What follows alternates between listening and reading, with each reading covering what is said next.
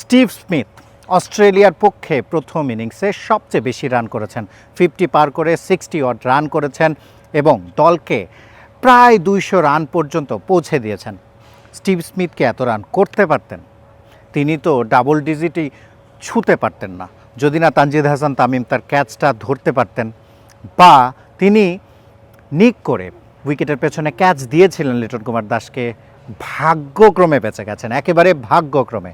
এবং প্রেস কনফারেন্সে তাকে প্রশ্ন করেছিলাম যে আসলে কি তোমার ব্যাটে লেগেছিল?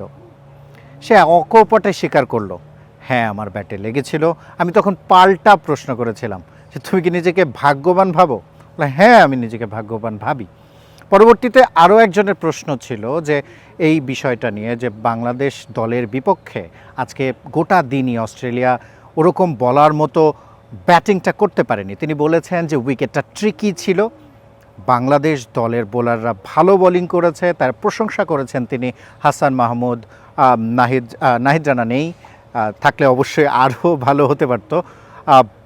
এবাদত হোসেন চৌধুরী বা তাসকিন আহমেদ তারা দারুণ বোলিং করেছেন, তাদের প্রশংসাটা তিনি করেছেন।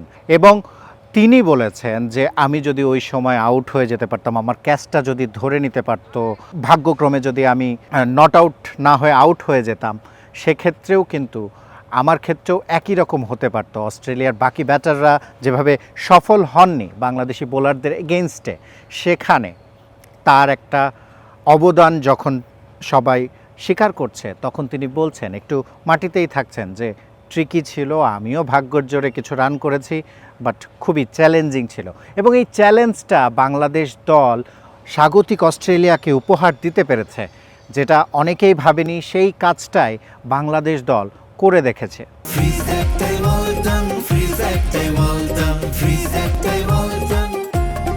এবং এই কাজটা আরও করতে হবে।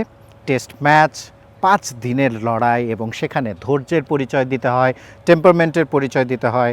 একবার কোনো একটা জায়গায় এগিয়ে গেলে সেটাকে টেনে নিতে হয়, বা কোনো জায়গা থেকে পিছিয়ে গেলে সেখান থেকে কিন্তু আবার বাউন্স ব্যাক করতে হয়। অস্ট্রেলিয়া নাম্বার 1 দল, তারা বাউন্স ব্যাক করতে জানে। যুগের পর যুগ ধরে তারা এই বাউন্স ব্যাকের গল্প অনেকবার লিখেছে।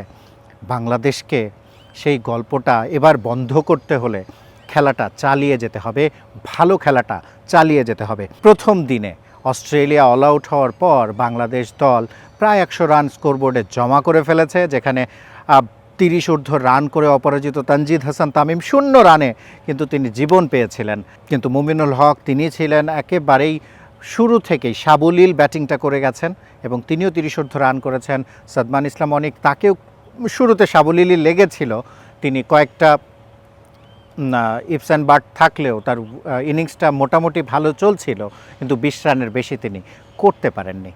বাংলাদেশ দল ইতিহাস গড়ার একটা খুব কাছাকাছি দাঁড়িয়ে আছে। বাংলাদেশ দল যদি আগামীকাল দ্বিতীয় দিনে ভালো ব্যাটিংটা করে লিডটা আদায় করে নিতে পারে, এবং ভালো একটা লিড আদায় করে নিতে পারে, ডারউইন টেস্টের ভাগ্য অনেকটাই বাংলাদেশের দিকে ঝুঁকে যাবে। এবং সেটাই সবার প্রত্যাশা, যেই প্রত্যাশাটা দুদিন আগেও কেউ করেনি, কেউ করেনি। Shihab Hasan Khan, cricket 97, Darwin, Australia.